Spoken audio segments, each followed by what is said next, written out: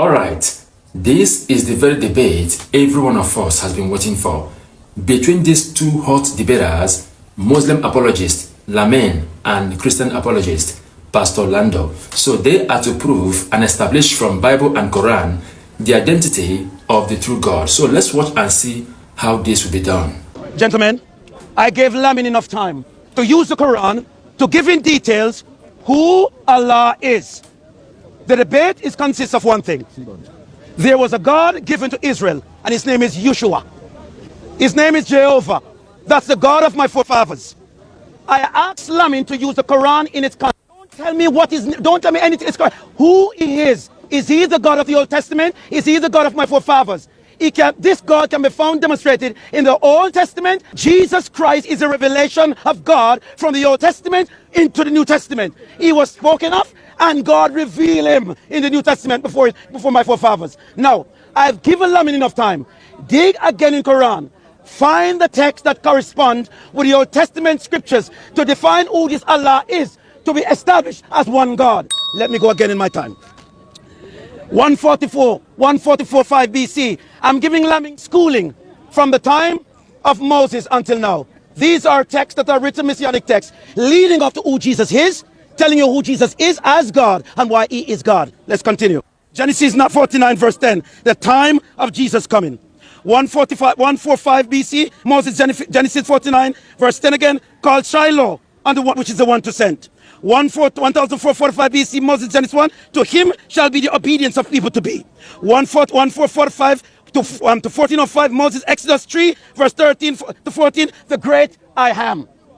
Again, 144.5 to 144 BC, Exodus 3, 13, 14, Exodus 12, verse 5, the Lamb without blemish. Now, I'm going to cut my time to give Lamin enough time.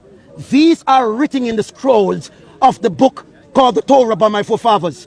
And God commanded my forefathers to keep the statutes and the laws within these books. They are supposed to keep and to teach our generation to observe all these signs. Again, Lamin, I'm asking you, go back into Quran. And I want you to confirm in correspondence these words and these topics that was given to my forefathers. For in your learning in Quran, where do we find Allah from the Old Testament?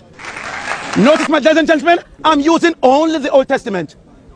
Nothing of what I gave to you is New Testament scholarship. Old Testament, your time, Lamin. This is very amazing.